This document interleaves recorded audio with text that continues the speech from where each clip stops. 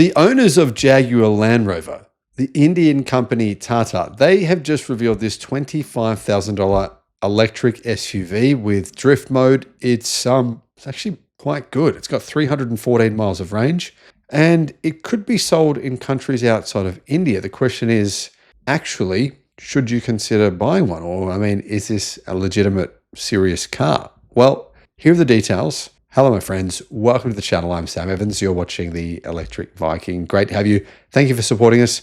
YouTube members, really appreciate you guys. And of course, if you become a YouTube member, you do get access to some additional videos and interviews that are exclusive to members only. I'll put a link in the description below. Tata has launched a fully electric version of the Harrier SUV in India, and it's got dual motors, it's all-wheel drive, a 75 kilowatt battery pack, and prices start at $25,000. Sort of sounds too good to be true. $25,000, dual motor, all-wheel drive SUV, 75 kilowatt battery pack. Yeah, here's the crazy part, right?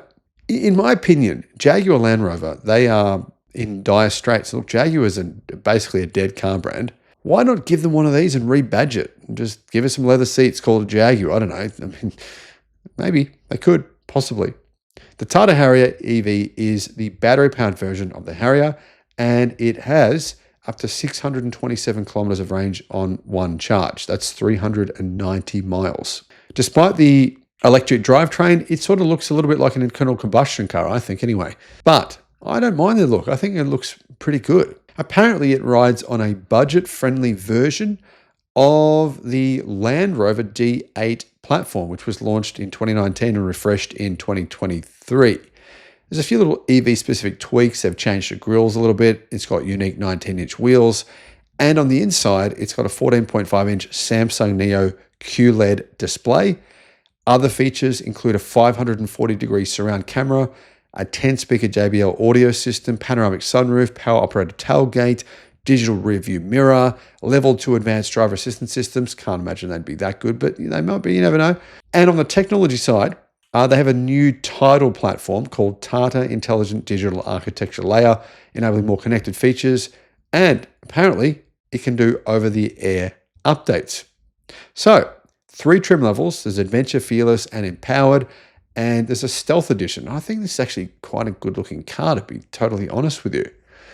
Dark theme, that works for me. I'm a fan of dark cars, black cars, gunmetal grey cars. Anyway, what else do we know? Well, it essentially rides on the Land Rover Discovery Sport platform. Why can't Land Rover make a good EV? It's weird. Anyway, and it introduces a new Ultra Glide multi-link rear suspension with frequency-dependent dampers. So it's got a pretty trick suspension system for a $25,000 car. Anyway, the motors, dual motors, all-wheel drive. The front motor produces 116 kilowatt. That's 156 horsepower. Rear motor puts out 235 horsepower. That's 175 kilowatt. Combined power is 290 kilowatt. So it's about 400 horsepower. It's a pretty decent amount of power. 504 newton meters of torque as well. That means it's the most powerful Harrier to date. It can do 0 to 100 in 6.3 seconds. That's 0 to 62 kilometers an hour. The powertrain includes 6 terrain modes. It's got off-roading, normal, snowgrass, mud ruts, sand, rock crawl, and custom. Off-road assist functions at work like low-speed cruise control for rough terrain, along with a drift mode for drivers looking to, get aggressive and have some fun. There's 2 batteries on offer. The smaller battery is a 65 kilowatt battery. The bigger one is 75 kilowatt battery. And the rear-wheel drive version will give it more range. So if you get rear-wheel drive, long-range battery, you're going to get 390 miles of range. That's 627 kilometers. And that, I think, is WLTP. Charging speed is, not the best. It's 120 kilowatt DC, but it's not too bad, right? Apparently, according to Tata, you can charge the battery from 20 to 80% in 25 minutes. So it's not too bad. For $25,000, I think it's pretty good. Pre-orders for the Harrier EV will begin apparently on the 2nd of July, and prices start at $25,000 US. I think it's really well priced. I think in India, they are going to sell well. How does it compare, though, to the internal combustion version of the same car in India? The price starts at $17,500. So $7,500 US more money for the EV version. Now, in China, EVs and internal combustion cars are pretty much at price parity. But China has a much more developed electric car and battery sector, manufacturing sector. So, it's a different situation to India, which is, EVs and batteries, they're much newer in India. Still, I think it's a pretty good EV from Tata, and I'm hoping that this will take off and do well in India and potentially sell in other countries where Harrier are sold. Harrier, obviously, if you're in a country where they're sold, then you'll know what I'm talking about. This might be an option for you. Email your dealership, email them, say if you're interested, and say, guys, I'll be interested in test driving this car. That might give them the confidence to actually bring it. How does this compare to a $25,000 EV in China? To be honest, it doesn't really. I mean, I can think off the top of my head of about 50 different models that are better than this and less expensive than this in China. But that doesn't mean this is a good value. I think it's a fantastic car for the money in India. It's just that the Chinese car market is just insane. It's just, we've never seen anything like it before. But guys, what do you think? If you're in India, is this a car that appeals to you? I actually quite like it. What do you think? Let me know in the comments. Bye-bye.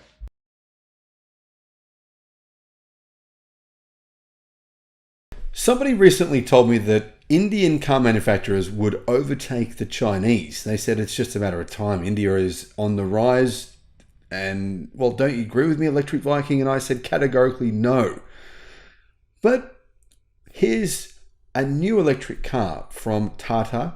They are India's biggest car company. This EV has just been revealed within the last 24 hours. It's probably the most compelling electric car you can buy in India. It costs $20,000. How does it stack up in comparison to a $20,000 EV from China? Well, you be the judge and tell me what you think. Hello, my friends. Welcome to the channel. I'm Sam Evans. You're watching The Electric Viking. It's great to see you. Guys, speaking of great to see you, I'd love to see you at the Melbourne EV show this weekend. It's on Friday, Saturday, and Sunday. I'll be there on Friday evening. Probably at the Zika stand. I'll be there on Saturday to do a keynote speech. Would love to see you there. And again on Sunday, if you want to catch up and grab a meal afterwards, grab a beer, I'll be catching up with a few people there, and you're very, very welcome to join in.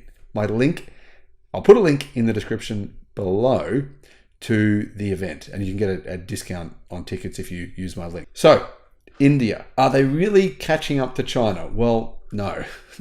Absolutely not. There is categorically no evidence to support that idea. But India needs as much EV production as possible. So I'm all for India making EVs, and hell, hopefully they can really get a move on. Someone needs to, in my opinion, light a fire underneath the Indian nation's butt and get them to make more EVs, because there is a tremendous amount of pollution in India. It is absolutely shocking, and they could benefit immensely from EV production. Remember, India is even sunnier than China.